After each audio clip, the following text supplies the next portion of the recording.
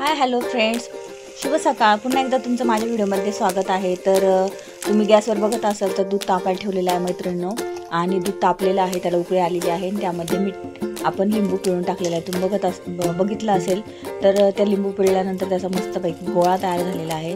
दूध घरचा असल्यामुळे मैत्रिणींनो त्याचा खूप मोठा गोळा तयार झालेला आहे आणि घट्ट गोळा तयार झालेला आहे. त्यामध्ये आपण थोडंसं गार पाणी टाकून धुतलेला आहे, म्हणजे त्याचा जो लिंबाचा वास असतो तो पूर्ण निघून जातो. आणि त्याच्यानंतर आपण त्याचा गोळा करून त्याच्यावर जड वस्तू ठेवलेली आहे. त्यानंतर आता इथं गोळा बनवून घेण्यासाठी आपल्याला पिठाचा, तर त्यामध्ये मैदा घेतलेला आहे मैत्रिणींनो. त्यामध्ये थोडंसं मीठ टाकलेलं आहे, तेल टाकलेलं आहे आणि त्या पद्धतीने थोडंसं पाणी टाकून आपण गोळा तयार करून घेतलेला आहे. तर आपण ते मगाशी दाखवल्याप्रमाणे त्याचा मस्तपैकी पनीरचा गोळा पण तयार झालेला आहे मैत्रिणींनो. आणि इथं मसाला घेतलेला आहे, पनीर किसून घेतलेला आहे मैत्रिणींनो, कांदा घेतलेला आहे, टोमॅटो घेतलेला आहे, शेजवान चटणी घेतलेली आहे आणि पनीर किसलेलं आहे ते घेतलेलं आहे. त्यानंतर टोमॅटो घेतलेला आहे, त्यानंतर शेजवान चटणी घेतलेली आहे. त्यामध्ये थोडंसं मीठ टाकलेलं आहे मैत्रिणींनो आणि सर्व मिश्रण एकत्र करून घेतलेलं आहे.